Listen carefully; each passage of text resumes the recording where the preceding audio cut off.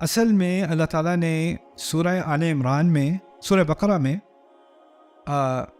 بدر سے پہلے کچھ آیات دی ہیں، بدر کے موقع سے پہلے.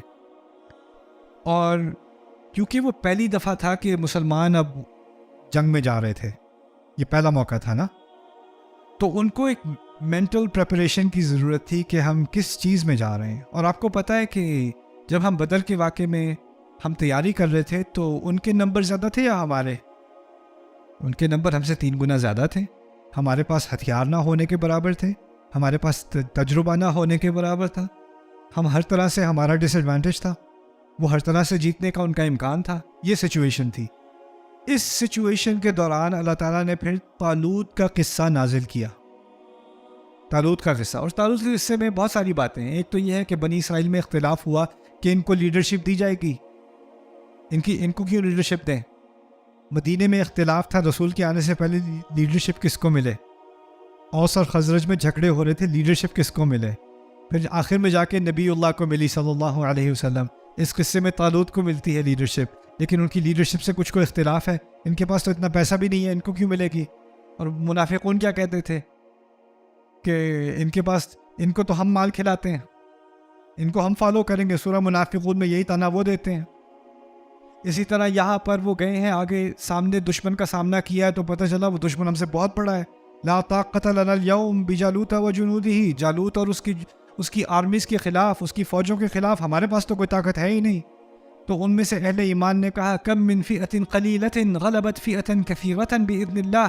کتنی دفعہ ہوا ہے کہ ایک چھوٹے سے گروہ نے ایک بڑے گروہ پر غلبت کر لی اللہ کی مرضی کی وجہ سے. باذن اللہ، واللہ مع الصابرین، اللہ صبر کرنے والوں کے ساتھ ہے. کیا اس بات کی کوئی ریلیونس ہے بدر کے ساتھ؟ اس سب بات کی کہ طالوت ہزاروں سال پہلے، طالوت اور ان کی فوجیں ایک بہت بڑی فورس کے سامنے آئیں، ان کو لگا وہ کوئی مقابلے کے نہیں ہے، اور انہوں نے کہا کتنی دفعہ ہو چکا کہ ایک چھوٹا گروہ ایک بڑے گروہ پر غالب آنے والا ہے. اس کی کوئی ریلیونس ہے؟ سبحان اللہ. بات ہو رہی تھی قتال کی. قتال کے ساتھ اس قصے کو جوڑ کے یہ اصل میں قتال کا ہی سبجیکٹ چل رہا ہے. اصل مقصد یہ قصہ نہیں ہے. اصل مقصد وہ بات ہے جس کے لیے اہل ایمان کو تیار کیا جا رہا تھا.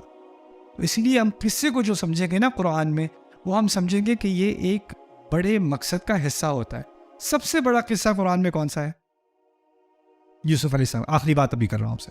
سب سے بڑا قصہ قرآن کا ہے یوسف علیہ السلام کا. وہ بھی اصل میں مقصد اس کا قصہ نہیں ہے، اس کا بھی مقصد قصہ نہیں ہے. اس کے شروع میں، اس سورت کے شروع میں اور اس کے آخر میں اس کا مقصد بیان کیا ہوا ہے، اور وہ پورا قصہ جا کر اس کا مقصد آپ کو سمجھ میں آئے گا آخر میں. قصے کا مقصد کبھی بھی قصہ خود ہوتا ہی نہیں، اس کا کوئی اور مقصد ہوتا ہے. اب کیا مقصد بتایا؟ وما اکثر الناس ولو حرصت بمؤمنین. یوسف علیہ السلام کا قصہ آپ سب لوگ جانتے ہو، ہیں؟ ان کے بھائیوں نے بغاوت کی، ان کے بھائیوں نے بہت زیادہ فساد ڈالا، ان کے بھائیوں نے اپنے بھائی کو گھر سے نکالا، اخراج کیا، ان کا قتل کرنے کی کوشش بھی کی. اس طرح بھی کہہ لیں رسول صلی اللہ علیہ وسلم کے بھائیوں نے ان کے ساتھ زیادتی کی مکے میں، ان کو مکے سے نکالا، ان کو قتل کرنے کی کوشش کی. کچھ کامن ایلیمنٹ ہے کہ نہیں؟ آخر میں جا کے یوسف علیہ السلام اپنے بھائیوں پر غالب آ گئے. پھر ان بھائیوں نے توبہ کر لی. پھر یوسف علیہ السلام کہتے ہیں لا تثریب علیکم اليوم، تم پہ آج کوئی نقصان نہیں آئے گا. ایسا ہی ہوا ہے نا؟ رسول صلی اللہ علیہ وسلم آخر میں جا کے اپنے بھائیوں پر، قریش پر غالب آ گئے کہ نہیں؟ اور ان سے کیا کہا؟ آج میں تم سے وہ کہوں گا جو یوسف نے کہا تھا اپنے بھائیوں سے، لا تثریب علیکم اليوم. لیکن جب یہ صورت مکے میں نازل ہوئی ہے تب تک وہ غلبے والی صورتحال ابھی تک نہیں آئی تھی، لیکن رسول کو اس قصے کے ذریعے بتا دیا صلی اللہ علیہ وسلم کہ غلبہ آنے والا ہے. اور پھر کہا وما اکثر الناس ولو حرصت بمؤمنین. جتنا بھی آپ چاہیں، ابھی فی الحال لوگوں کی اکثریت آپ کی بات نہیں مانے گی.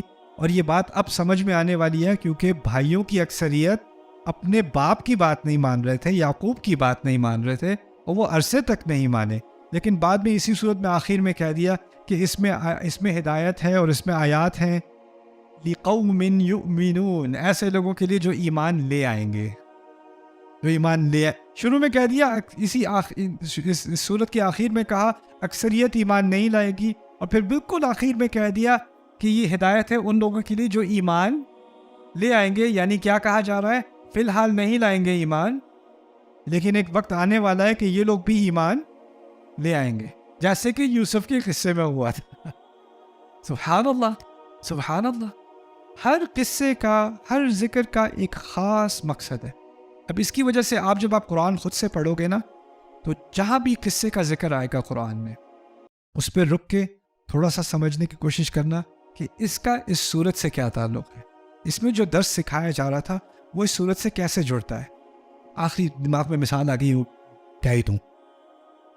اللہ تعالیٰ سورۃ الذاریات میں کہتے ہیں ان اللہ هو الرزاق ذو القوۃ المتین. دو عجیب نام اکٹھے کیا اللہ تعالیٰ نے اس صورت میں. عام طور پہ ایسے الفاظ اکٹھے نہیں آتے جیسے وہاں پر آئے. ان اللہ هو الرزاق ذو القوۃ المتین. اللہ رزاق ہے، بہت زیادہ رزق دینے والا ہے، بار بار رزق دینے والا ہے، عجیب قسم کا رزق دینے والا ہے. اور پھر کہا کہ وہ بہت ہی زیادہ پھیلی ہوئی قوت کا حامل ہے، ذو القوۃ المتین. تو رزق اور اللہ تعالیٰ کا دینے کا رزق اور اللہ تعالیٰ کی قوت. اب دیکھنا اس سے پہلے تھوڑا پیچھے جاؤ، ریوائنڈ کرو تھوڑا سا. اس صورت میں آئے گا قصہ ابراہیم علیہ السلام کا. ابراہیم علیہ السلام کے پاس فرشتے آتے ہیں، جی کہتے ہیں کہ آپ کے ہاں بیٹا ہونے والا ہے، ٹھیک ہے. اور پھر ابراہیم علیہ السلام کہتے ہیں نہیں، کچھ اور معاملہ ہے، اور بھی کچھ ہے. ما خطبکم ایھا المرسلون، اصل میں کیوں آئے ہو، اصل مشن کیا ہے؟ ہاں جی، ہم وہ لوط علیہ السلام کی تمام قوم کو برباد کرنے آئے ہیں. ٹھیک ہے. اس قصے میں دو چیزیں آ گئیں. پہلے آئے تھے رزق کی خوشخبری دینے، پھر بتانے آئے تھے کہ اللہ اپنی قوت کا استعمال کرنے والا ہے قوم لوط کے ساتھ. آخر میں کیا کہا تھا سورت کے؟ ان اللہ هو الرزاق ذو القوۃ المتین. سبحان اللہ. جب اس آیت تک پہنچو گے نا تو بات اچھی طرح سے سمجھ آ چکی ہوگی، کیونکہ قصے کے ذریعے سے سمجھا دی. قصے کا مقصد تھا اللہ کے یہ دو نام سمجھانا. اس طرح سمجھ لو اللہ کیسا رزاق ہے اور کیسے اس کی قوت استعمال ہوتی ہے. سبحان اللہ، سبحان اللہ. یہ ہے ایک آپ کے قرآن پڑھنے میں ایک نئی انجوائمنٹ آ جائے گی.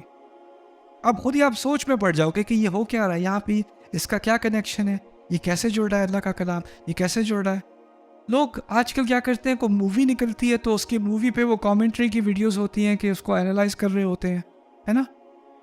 کوئی گانا ہوتا ہے، what was he thinking when he wrote these lyrics, what is behind these, this Rihanna song or whatever else, and people are making videos with millions of views.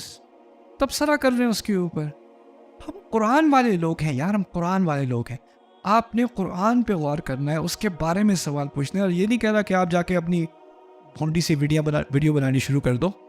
میں یہ کہہ رہا ہوں کم از کم آپ کے ذہن میں سوال تو آئے، اور پھر اس سوال کو پوچھو، اس کے بارے میں غور کرو. اس لیے میں آپ کو آخری انویٹیشن دے رہا ہوں. ایک ویب سائٹ ہے quranreflect.com، quranreflect.com. وہ میرے کالیگ صہیب سعید نے شروع کی ہے. اس کا مقصد یہ تھا کہ آپ کے ذہن میں کبھی کوئی تدبر آئے کسی آیت کے بارے میں. آپ قرآن پڑھ رہے ہو، آپ کے ذہن میں خیال آیا کہ شاید اس آیت میں کیا یہ بات کہی جا رہی ہے، کیا اس کا یہ کنیکشن بنتا ہے، کیا اس کا یہ معنی بھی ہو سکتا ہے. آپ کے ذہن میں کوئی خیال آیا، لیکن آپ کو نہیں معلوم کہ آپ کا یہ خیال صحیح ہے یا غلط ہے، اور آپ پوچھنا چاہتے ہو کہ اس کو کوئی ویریفائی کر سکتا ہے کہ نہیں. تو آپ آیت کو سلیکٹ کر کے اس میں اپنی سوچ، اپنا کوئی تدبر آپ اس کے اندر ڈال سکتے ہو، اس کو سبمٹ کر سکتے ہو. پیچھے ہماری قرآن اسٹڈی ٹیم ہے، ریسرچ ٹیم ہے، وہ اس کو پڑھتی ہے، ڈسکس کرتی ہے، اور پھر وہ آپ کو جواب بھیج دیتی ہے کہ آپ کا خیال اس بارے میں ٹھیک تھا، اگر غلط تھا تو اس وجہ سے غلط تھا، اور اگر آپ کا تدبر یا خیال اس بارے میں ٹھیک تھا تو وہ اس کو پبلک کر دیتے ہیں تاکہ اور لوگ بھی آپ کے تدبر کا فائدہ اٹھا سکیں، آپ کو اجر مل سکے. رائٹ. تو ہماری کوشش یہ ہے کہ دنیا جہاں میں ہم اب لوگوں کو آہستہ آہستہ جیسے جیسے قرآن میں دلچسپی ہو رہی ہے، ان کو قرآن کا تدبر انوائٹ کرنے کی کوشش کریں. ہم کہتے ہیں کہ ہمیں کیسے پتہ کہ ہماری سوچ صحیح ہے کہ غلط ہے. بات آپ کی ٹھیک ہے، تو ہم کوشش کر رہے ہیں کہ اس کا بھی ایک میکینزم بنا دیں کہ آپ کو پتہ چل جائے کہ شاید میری سوچ اس بارے میں ٹھیک تھی، اگر غلط تھی تو اس لیے غلط تھی.